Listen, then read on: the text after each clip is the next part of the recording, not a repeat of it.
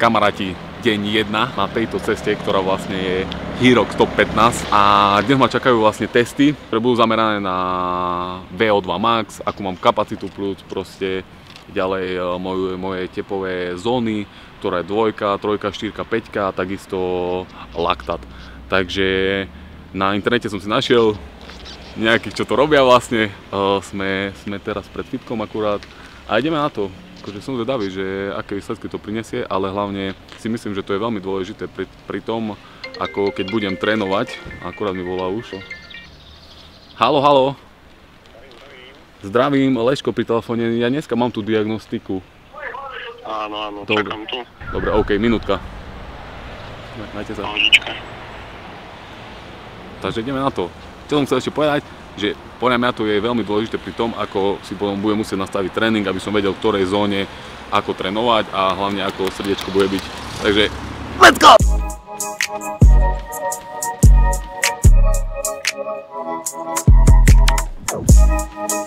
Toto je Marek z Pro Effect, ktorý dnešnú diagnostiku bude viesť a on vám vysvetlí, ako to vlastne prebieha, čo všetko ma čaká a takto.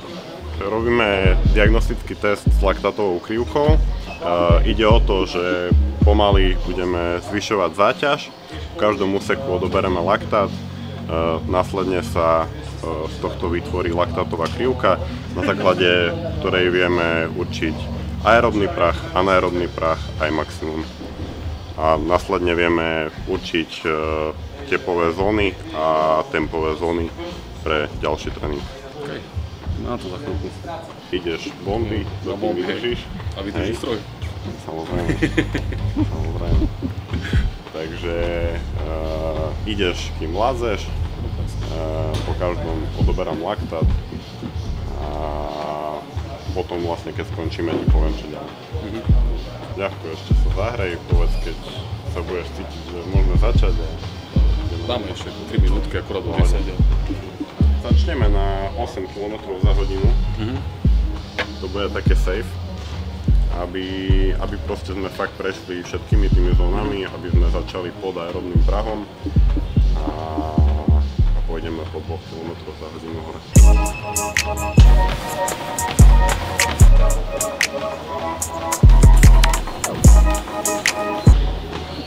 Dobre, dole.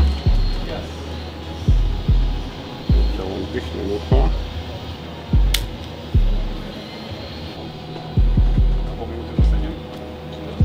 Jo, teraz ideš 10. Takže môžem si dať, hej? Na 5, hej. Poď.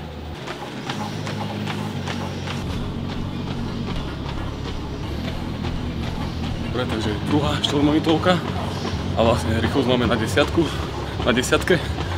Takže 4 minúty držíme, minúta pauza, odobereme a znova pridáme. A takto až do nekonečna.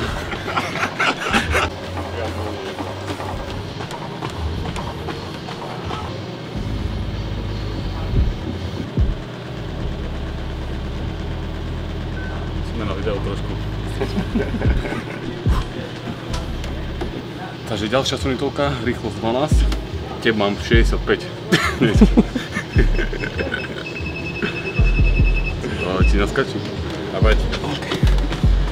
Vieš čo sa bojím, že tie posledné keď pôjdu, báli by sme dať predstroje zozadu.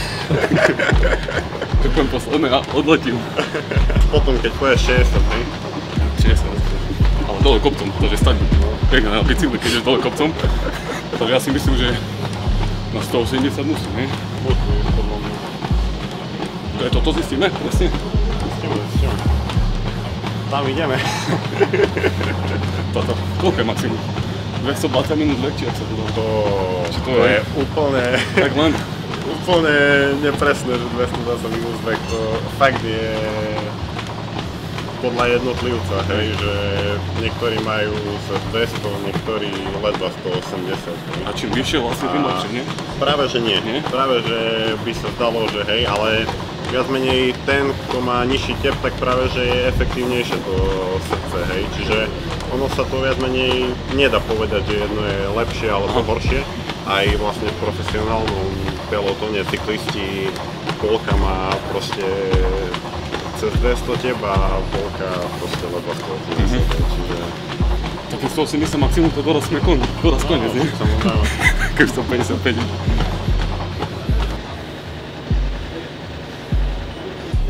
Na chvíľu to nebude sranda. Aj, že to teraz ešte má byť čo, hej? To ešte nás teraz, nie? Jo. Pointa je, že toto ešte dáme a 16 bude také lamovejšie, ne? Jasne, že bude lamovejšie, ale... Pôjdem už. 14 rýchlosť, tep 165, easy peasy, ešte 5 minút a konč... Ne, bude to pohode. Ale je to makačka na tom base behať teraz, také rýchlosti už. Ale mal by som asi menej rozprávať, nie?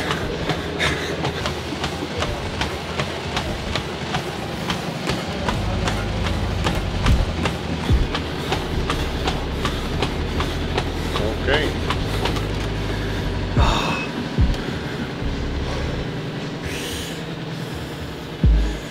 16 rýchlosť. Ty vole.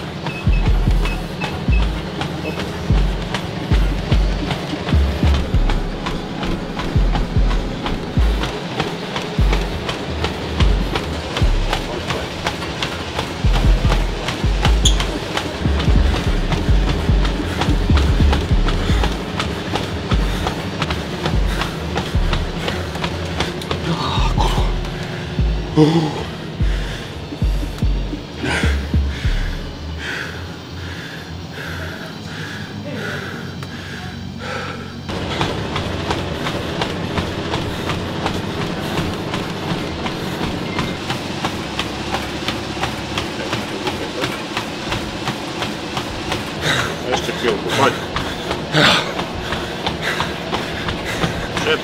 Všetko, čo tebe, poď.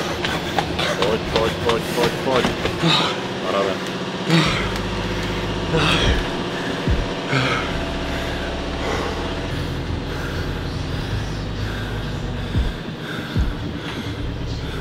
Mám nohy, keď som išiel ďalej, tá recepcii skončím.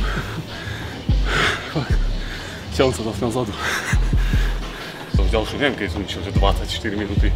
Potom minútu 2 sa dá, ale 4 už je veľa.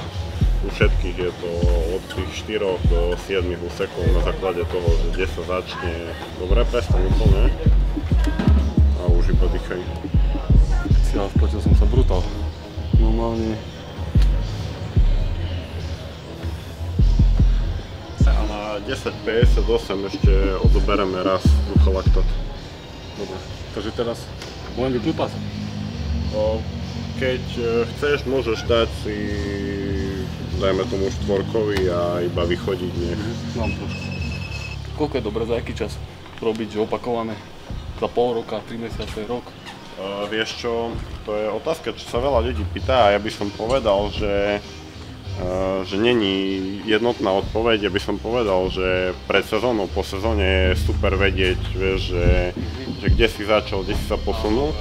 A potom by som povedal, že je to individuálne v rámci sezóny, že keď fakt vidíš, že sa zmenila tá výkonnosť, tak prísť proste aktualizovať tie tréningové zóny, hej, lebo viac menej na základe toho treba trénovať a to ťa posúva, hej, keď robíš na tých prahových hodnotách tie intervaly. 177 si mal najviac. Myslím, že viac nebude. A tak však sa to dá zvýšiť, nie? Tak. Či to už nepustí sa chce viacej? Tak myslím si, že cez nejakých 185 určite to nehodíš, keď... A keď začnem brať dačo?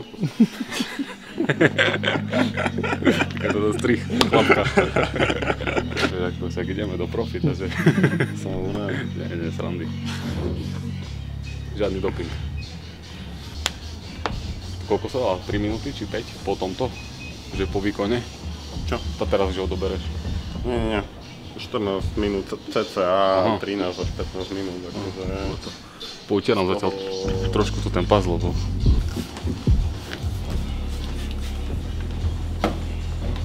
podľa teba koľko by som mal schudnúť, že by som sa dostal, aby to bolo také To je ťažko povedať, vieš, lebo ani tak, vieš, na to, že by si bol nejaký top bežec, samozrejme neschudneš toľko, lebo však máš aj svaly, vieš, na sebe.